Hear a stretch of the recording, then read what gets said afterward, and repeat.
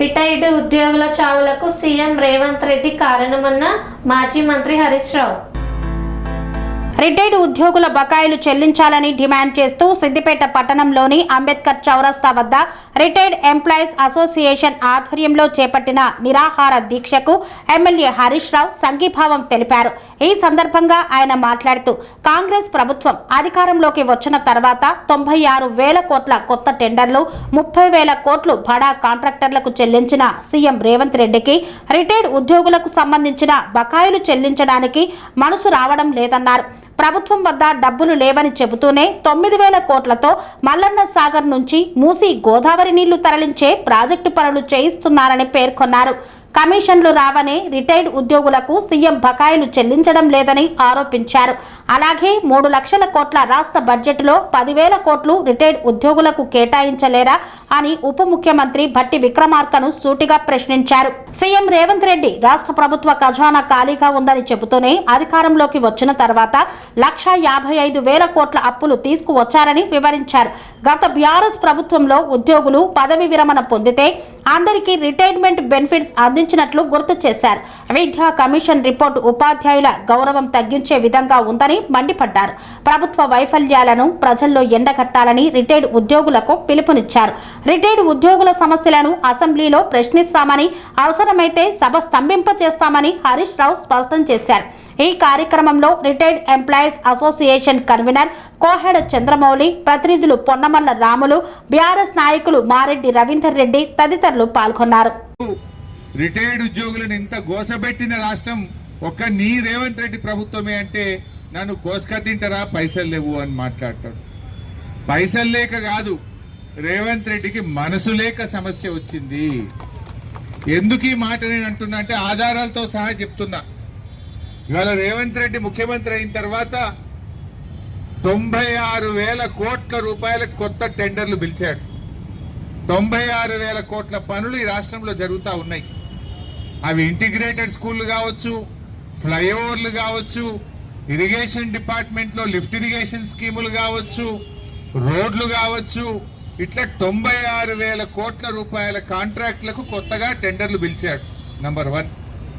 30,000 కోట్ల రూపాయలు బడా కాంట్రాక్టర్లకు బిల్లులు చెల్లించాడు. దానికి డబ్బులు ఉన్నాయి. నిన్న మూసి ప్రజెంటేషన్ ఇచ్చిండు. 10,017 ఇండ్లు కూలగొడతా అంటుండు. 10,017 ఇండ్లు కూలగొడితే ఇంటికి ₹1,00,00,000 వేసినా 10,000 కోట్ల రూపాయలు ఆ ఇండ్లకు కావాలి. 3,300 ఎకరాలు భూమి సేకరిస్తా అంటుండు. ఆడ 50 లక్షల కోట్ల రూపాయలు, 50 కోట్లకు ఎకరం ఉంటుంది. అంటే ఆ భూములకే 50,000 కోట్లు కావాలి. అంటే భూములు సేకరించడానికి 50,000 కోట్లు ఉంటాయి.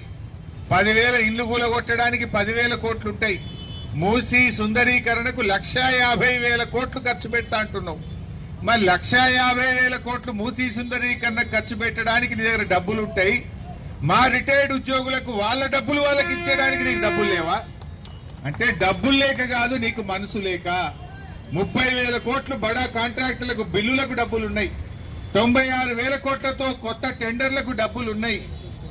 1,50,00,000 కోట్లతో మూసి సుందరీకరణకు డబ్బులు ఉన్నాయి. అందాల పోటీలు పెట్టడానికి 100 కోట్లు ఉంటాయి నీ దగ్గర. నీ ఫుట్బాల్ షోకుల కోసం 100 కోట్ల రూపాయలు ఖర్చు పెడతావు. నీ క్యాంప్ ఆఫీస్ కోసం 100 కోట్ల రూపాయలు ఖర్చు పెడతావు. కేరళ, ఢిల్లీ, హర్యానా, మహారాష్ట్రలో ఎన్నికలు జరిగితే రాష్ట్ర ప్రభుత్వ డబ్బులతో 100 కోట్ల రూపాయలతో ఆ రాష్ట్రాల్లో అడ్వర్టైజ్మెంట్ చేయడానికి, నీ బొమ్మలు వేసుకోవడానికి నీకు డబ్బులు ఉంటాయి. మా ఉద్యోగులంటేనే ఉండయా? ఇక డబ్బులు లేక కాదు, మనసు లేక. ఆయన ప్రాధాన్యతలు వేరే ఉన్నాయి. కమిషన్లు వచ్చేది ఉంటే మాత్రమే డబ్బులు ఉంటాయి. మా రిటైర్డ్ ఉద్యోగులు కదా, గరీబోళ్ళు కదా, వీళ్ళు కమిషన్లు ఇయ్యరు కనుక డబ్బులు లేవు. కమిషన్లు ఇచ్చే మూసీ బ్యూటిఫికేషన్ పేరు మీద లూటిఫికేషన్ చేసే మూసీకి 1,50,000 కోట్లు ఉంటాయి. బడా కాంట్రాక్టర్ల బిల్లులకు 30,000 కోట్లు ఉంటాయి. 96,000 కోట్ల కాంట్రాక్టులకు కొత్త టెండర్లు పిలవడానికి డబ్బులు ఉంటాయి. నీకు కేవలం రైతులకు డబ్బులు ఉన్నాయి. రిటైర్డ్ ఉద్యోగులంటేనే డబ్బులు లేనటువంటి పరిస్థితి. ఆయన భట్టి విక్రమార్క మాట్లాడితే అన్ని అబద్ధాలే. నేను నెలకు 700 కోట్లు ఇస్తా అంటాడు. ఒక్క నెల కూడా వచ్చింది లేదు. చెప్పుడు 700 ఇచ్చుడు 200-300 ఉన్నది. అంతా మోసమే తప్ప ఎక్కడ ఆయన మాటల్లో నిజాయితీ ఉన్నటువంటి పరిస్థితి లేదు. ఇవాళ రాష్ట్ర ప్రభుత్వం కేవలం ఉద్యోగులను ఒక చిన్న చూపు చూస్తూ ఇవాళ ఎంత బాధపడుతున్నారు పాపం, ఎన్ని ప్రాణాలు పోతా ఉన్నాయి. ఇప్పుడు రిటైర్ అయిన తర్వాత పిల్లల పెళ్లిళ్ళ కోసమో వైద్యం కోసమో ఆ రిటైర్ అయినాక శేష జీవితం అన్న కొంత మనమలో మనమదానులతో సంతోషంగా ఉండాలనుకుంటారు. ఇవాళ కంటి మీద నిద్ర లేకుండా చేసిండు. ఇవాళ ఎన్ని ప్రాణాలు పోయినాయి అంటే దాదాపు రాష్ట్రంలో 60-70 రిటైర్డ్ ఉద్యోగులు పెన్షన్ బెనిఫిట్లు రాక మనోవేదనతో వైద్యం అందక ఇవాళ 60-70 మంది రిటైర్డ్ ఉద్యోగుల ప్రాణాన్ని పొట్టన పెట్టుకున్నాడు రేవంత్ రెడ్డి. 60-70 మంది చావుకు కారణం రేవంత్ రెడ్డి ప్రభుత్వం. ఇలా మైసయ్య అనే ఒక ఎస్ఐ ఖమ్మం జిల్లాలో ఆయన పాపం వైద్యం అందక ఆసుపత్రిలో ప్రాణాలు విడిచిండు మైసయ్య. 30 లక్షలైనవి, అప్పు హుట్టట్లే, వైద్యానికి డబ్బులు లేవు, రిటైర్మెంట్ డబ్బులు రాక మైసయ్య చనిపోయినటువంటి పరిస్థితి. మొన్న హన్మకొండలో స్టేషన్ గన్పూర్ ఎస్ఐ శ్రీనివాస్ పాపం వైద్యం అందక ఆసుపత్రిలో ట్రీట్మెంట్ అందక ఆయన తన బాధను సోషల్ మీడియాలో వెళ్లబుచ్చుకున్నటువంటి పరిస్థితి మనం చూసాం. అట్లే కొండయ్య టీచర్ గారు, రేవంత్ రెడ్డి గారి సొంత ప్రాంతం, ఆ రిటైర్డ్ ఉద్యోగి కొండయ్య సావు బతుకుల్లో మంచం మీద ఉండి నా దాచుకున్న డబ్బులు, నా పెన్షన్ బెనిఫిట్లు దయచేసి అందియండి అని చెప్పి ఉపాధ్యాయుడు కొండయ్య మొరబెట్టుకున్నటువంటి బాధలు మనం చూసాం. అదేవిధంగా బాలకిషన్ సిఐ గారు పాపం ఆయన రిటైర్మెంట్ బెనిఫిట్లు రాక బిడ్డను అల్లుడు విడిచిపెడితే ఆ మనోవేదనతో గుండెపోటు వచ్చి బాలకిషన్ సిఐ గారు వరంగల్లో చనిపోయిన పరిస్థితి మనం చూసాం. ఇంకా ఎన్ని ప్రాణాలు పోవాలి, ఇంకెన్ని ప్రాణాలు పోతే రేవంత్ రెడ్డి గారికి సోయ వస్తుంది. రేవంత్ రెడ్డి గారికి ఇంకా ఆయన ఎప్పుడు కళ్ళు తెరుస్తాడో అర్థమైతలేదు. అయితే ఇక్కడ ఒక విషయం చెప్పాలి మీకు. తెలంగాణ వచ్చిన తర్వాత మరి బీఆర్ఎస్ ప్రభుత్వం ఉన్నప్పుడు 92,582 మంది ఉద్యోగులు రిటైర్ అయ్యారు. 92,582 మంది 9.5 ఏళ్ల బీఆర్ఎస్ కాలంలో రిటైర్ అయ్యారు. చాలా మందికి రిటైర్ అయిన రోజే ఇచ్చాం, తప్పితే నెల లోపల అందరికీ డబ్బులు ఇచ్చాం. అంటే ఆ రోజు కేసీఆర్ గారు ఇవ్వగలిగినప్పుడు నువ్వెందుకు ఇస్తలేవు అంటే నీకు మనసు లేదు, నీ ప్రాధాన్యతలు వేరున్నాయి. 2014-15లో 14,698 మంది రిటైర్ అయిండ్రు. 15-16లో 17,250 అయిండ్రు. అదేవిధంగా 17-18లో 18,591, 18-19లో 13,651, 19-20లో 7,414, 20-21లో 8,344, 21-22లో 9,337. ఇట్లా ప్రతి సంవత్సరం కలిపి 92,582 మంది ఉద్యోగులు బీఆర్ఎస్ పాలనలో రిటైర్ అయిండ్రు. ఆ రోజు కేసీఆర్ గారు రిటైర్డ్ ఉద్యోగులకు రావాల్సిన బకాయిలు ఎప్పటికప్పుడే ఆనాడు బీఆర్ఎస్ ప్రభుత్వం చెల్లించింది. ఇవాళ రేవంత్ రెడ్డి చెల్లించకపోవడానికి కమిషన్లు రావు గనుకనే ఇవాళ ఆయన రిటైర్డ్ ఉద్యోగులకు బెనిఫిట్లు ఇవ్వకుండా ఇవాళ ఇబ్బంది పెట్టినటువంటి పరిస్థితి మనందరం కూడా చూస్తా ఉన్నాం. ముఖ్యంగా ఈ ప్రభుత్వం ఎంత దుర్మార్గంగా ఉందంటే పిఆర్సీ కమిషన్ రిపోర్ట్ అయితే వస్తలేదు, దాన్ని అడగకుండానే ఎక్స్టెన్షన్ ఇస్తున్నారు. ఈ రిపోర్ట్ వస్తే పైసలు ఇవ్వాల్సి వస్తుందని, జీతాలు పెంచవలసి వస్తుందని పిఆర్సీ కమిషన్ కు ఆటోమేటిక్ ఎక్స్టెన్షన్లు ఇస్తా ఉన్నారు. అదే విద్యా కమిషన్ రిపోర్ట్ వచ్చింది, అదెంత గొప్ప రిపోర్ట్ అంటే టీచర్లకు జీతాలు ఎక్కువ ఉన్నాయి తక్కువ చేయమంటుంది. నీ పని విద్యా కమిషన్ రిపోర్టా జీతాల రిపోర్టా? జీతాలకు రిపోర్ట్ ఇవ్వాల్సి ఉంటే నువ్వు అది పిఆర్సీ ఇస్తుంది, విద్యా కమిషన్ ఎందుకు ఇవ్వాలి అంటే ఉపాధ్యాయులను తక్కువ చేసి చూపే విధంగా, ఉపాధ్యాయుల యొక్క గౌరవాన్ని తగ్గించే విధంగా ఇవాళ విద్యా కమిషన్ రిపోర్ట్ ఇచ్చింది. అది విద్యా కమిషన్ రిపోర్ట్ కాదు, రేవంత్ రెడ్డి రిపోర్ట్. రేవంత్ రెడ్డి ఆలోచనలకు అనుగుణంగా ఆయన రిపోర్ట్ ఇచ్చినటువంటి పరిస్థితి. ఉపాధ్యాయులకు జీతాలు ఎక్కువ ఉన్నాయి తక్కువ చేయాలనేటువంటి రీతిలో ఇవాళ ఉపాధ్యాయులను అవమానపరిచే విధంగా ఆ విద్యా కమిషన్ రిపోర్ట్ ఒకవైపు ఉన్నది. బట్ ఏది ఏమైనా ఈ రిటైర్డ్ ఉద్యోగులకు 10,000 కోట్ల బకాయి అనేది రాష్ట్ర ప్రభుత్వానికి పెద్ద విషయం కాదు. ఇవాళ రేవంత్ రెడ్డి గారు మల్లన్న సాగర్ నుంచి హైదరాబాద్ కు మూసీలో నీళ్లు పోయడానికి 9,000 కోట్లతో టెండర్ పిలిచిండు. ఒక్క మల్లన్న సాగర్ నుంచి మూసీకి తీసుకుపోయే పైప్ లైన్ ముచ్చట కాదు, 20,000 మంది ఉద్యోగులకు పరిష్కారం అయిపోతారు కదా.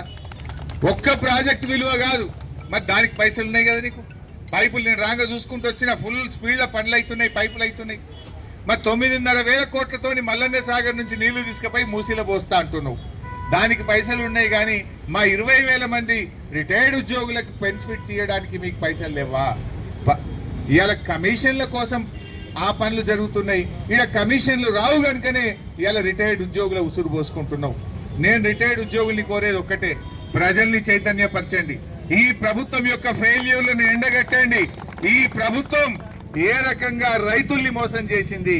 3 సార్లు రైతు బంద్ వేయలేదు, పంటల బీమా రాలేదు, రైతు బీమా రావడం లేదు, పంటలకు బోనస్ రావడం లేదు, ఇవాళ రుణమాఫీ జరగడం లేదు. రైతుల్ని ఎట్లా మోసం చేసిందో ప్రజలను చైతన్యపరిచే పని చేయండి. ఇవాళ ఉద్యోగులను సంఘటితం చేయండి. ఇవాళ ఆర్టీసీని ప్రభుత్వంలో విలీనం చేస్తామని ఆర్టీసీ ఉద్యోగులను కూడా మోసం చేసిండ్రు. మహాలక్ష్మి ఇస్తామని మహిళల్ని మోసం చేసిండ్రు. ఇలా అన్ని మోసాలే. 6 గ్యారంటీలని బాండ్ పేపర్ల మీద సంతకాలు పెట్టి ఇలా ప్రజల్ని మోసం చేసిండ్రు. చివరికి మిమ్మల్ని కూడా మోసం చేస్తా ఉన్నారు. దీనికి ఒకటే, తప్పకుండా మేము అసెంబ్లీలో మీ గొంతుకై ప్రశ్నిస్తాం.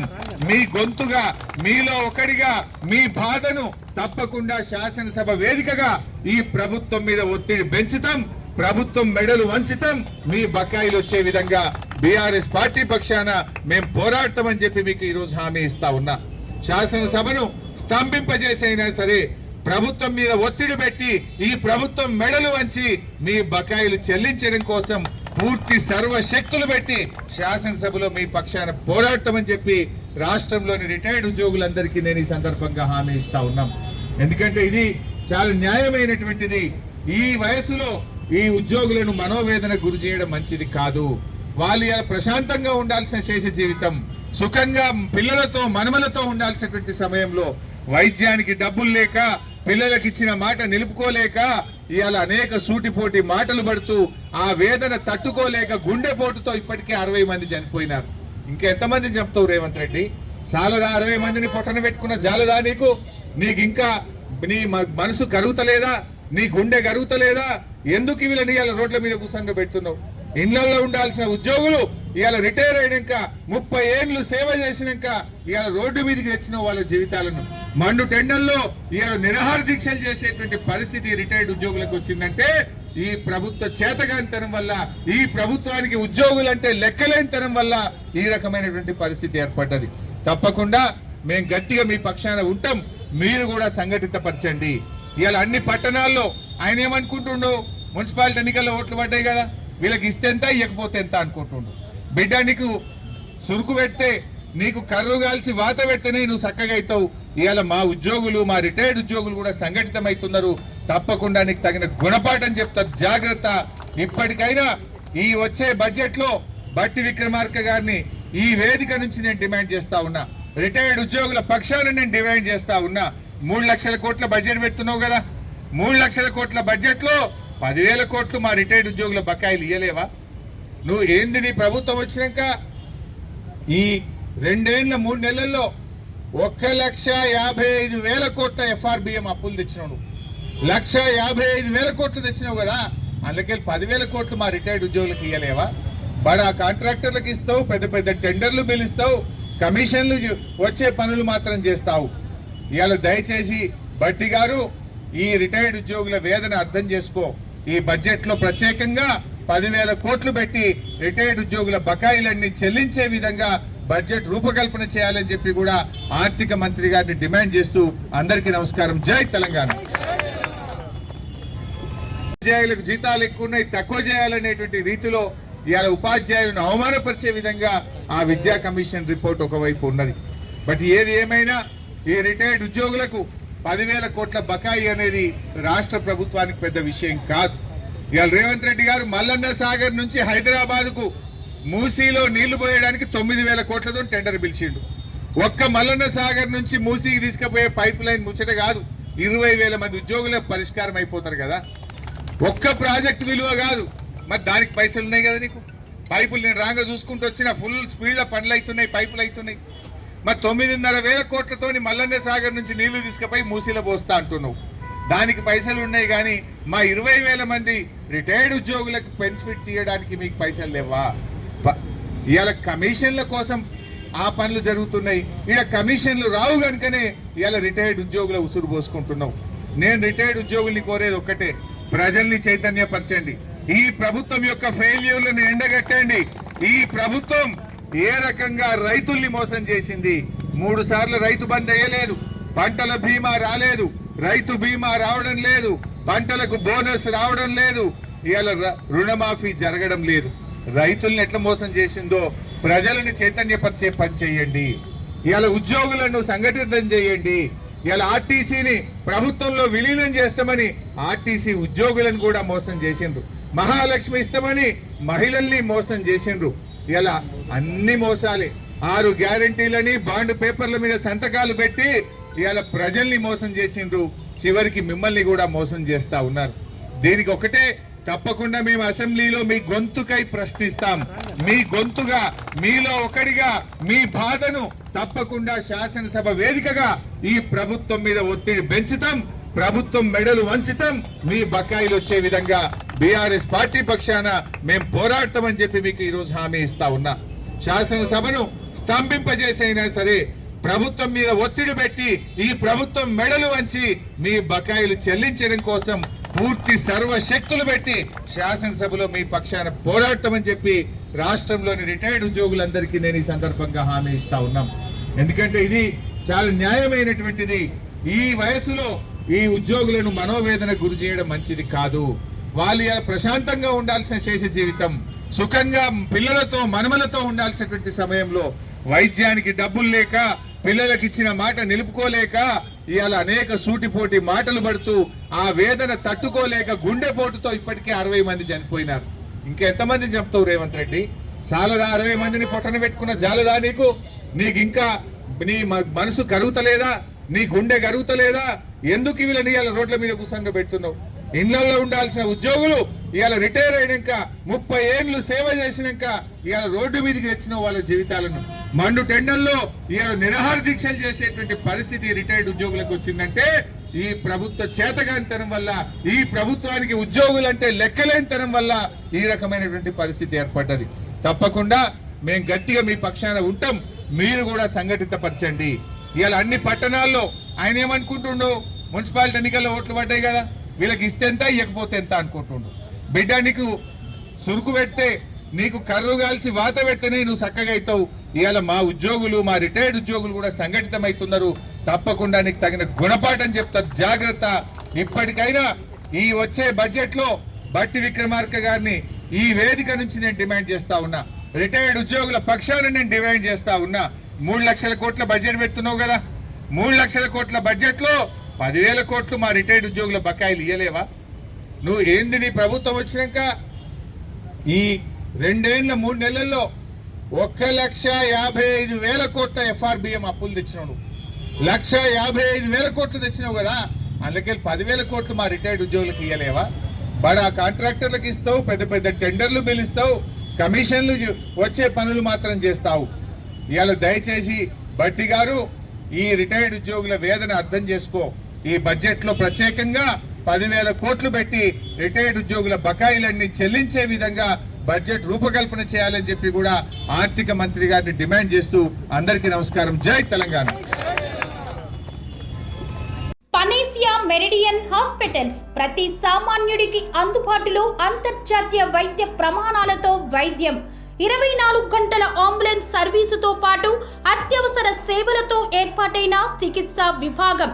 మా దగ్గర గుండె సంబంధిత, మూత్రపిండ, కాలేయ, కంటి జబ్బులకు, మోకాళ్ల శస్త్ర చికిత్సతో పాటు కోవిడ్-19, బ్లాక్ ఫంగస్ వంటి వైరస్లకు, అన్ని రకాల ఆరోగ్య సమస్యలకు నమ్మకమైన అత్యాధునిక వైద్య చికిత్సను అందిస్తున్న హాస్పిటల్ పనేసియా మెరిడియన్ హాస్పిటల్స్. మీ ఆరోగ్య సమస్య ఏదైనా ఇప్పుడు పరిష్కారం సాధ్యం. సంపూర్ణ ఆరోగ్యం కోసం సంప్రదించండి Panacea Meridian hospitals, opposite Bheeramguda కమాన్, RC Puram, Sangareddy district, pin code 502032. సంప్రదించాల్సిన ఫోన్ నెంబర్ 0845524177 మరియు 7893757770.